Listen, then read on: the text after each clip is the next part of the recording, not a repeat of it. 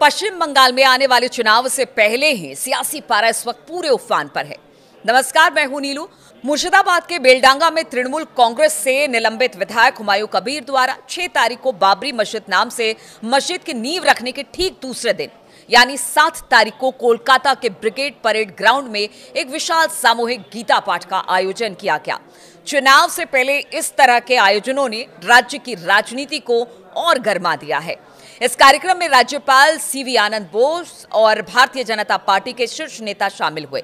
पश्चिम बंगाल के कोलकाता में brigade parade ground में एक साथ 5 लाख लोगों ने गीता पाठ किया। कार्यक्रम में देश भर से आए लाखों संत भी शामिल हुए। कार्यक्रम में राज्यपाल ने धार्मिक अहंकार के अंत होने की बात कही और दावा किया कि ऐसा बंगाल में ही होगा। कोलकाता में गीता प्रचार समिति के सामूहिक गीता पाठ में देश भर से संत महात्मा जुटे तो बड़ी तादाद में हिंदुओं ने भी शक्ति प्रदर्शन किया। बीजेपी का दावा है कि गीता पाठ के इस प्रोग्राम में मुख्यमंत्री ममता बनर्जी को भी न्योता दिया गया था, आमंत्रित किया गया था, लेकिन वो कार्यक्रम में शामिल नहीं हुई।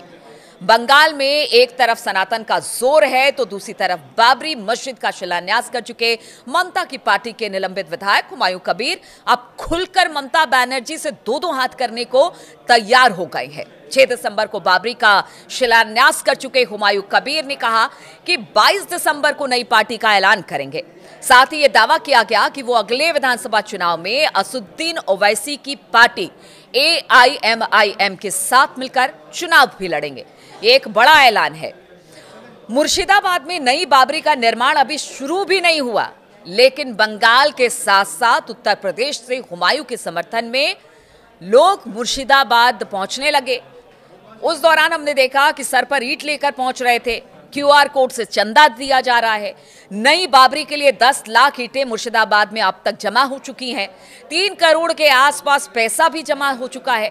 TMC के निलंबित विधायक बाबरी मस्जिद को लेकर मुसलमानों की मदद से इस वक्त गदगद दिखाई दे रहे हैं। वहीं मुर्शिदाबाद में बाबरी मस्जिद का शिलान्यास के रोज ही राम मंदिर के लिए भी भूमि पूजन किया गया। मुर्शिदाबाद में बीजेपी नेता सखारोव सरकार ने अयोध्या के रामलला मंदिर की तरह नया मंदिर बनाने के लिए भूमि पूजन किया। यहां राम मंदिर चैरिटेबल ट्रस्ट बनाकर शिला प्रतिष्ठा की गई।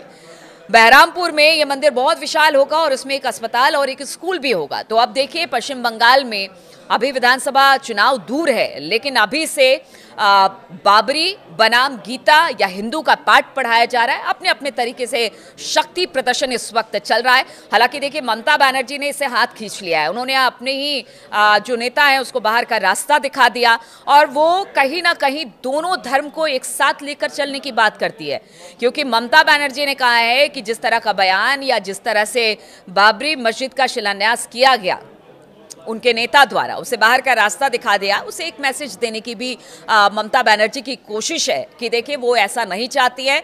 बंगाल में रहने वाला हर व्यक्ति के साथ ममता बनर्जी, उनकी पार्टी TMC खड़ी है और वो उनके साथ हमेशा खड़ी रहेगी, क्योंकि अगर इस तरह का संदेश हिंदू मुसलमान को लेकर जाता है तो ममता के लिए नुकसान ही होगा। इसलिए ममता समय समय पर श्लोक और बाकी चीजें भी करती रहती हैं, तो वहीं पर वो तमाम जो बड़े जो वहाँ के लोग हैं, जाने पहचाने पुराने लोग हैं, रविंद्रनाथ टैगोर से हर किसी का नाम भी लेती वहाँ पर दिखाई देती हैं। तो ममता ने इस राजनीति से अभी तक तो अपने आप को अलग थलग रख रखा है, लेकिन जिस तरह से इस वक्त बंगाल में सियासी संग्राम छिड़ा हुआ है, हिंदू मुसलमान बाबरी और गीता हो रहा है, वैसे में कहा जा सकता है कि आगे आने वाला बंगाल का विधानसभा चुनाव अपने आप में एक देखने वाली बात होगी कि किस दिशा में आगे बढ़ता है, क्या कुछ मुद्दे होते हैं। लेकिन शुरुआत में तो यही कहा जा रहा है कि जो मुद्दे इस वक्त बंगाल में उठाए जा रहे हैं वही मुद्दे आगे चलकर विधानसभा चुनाव में भी उठने वाले हैं।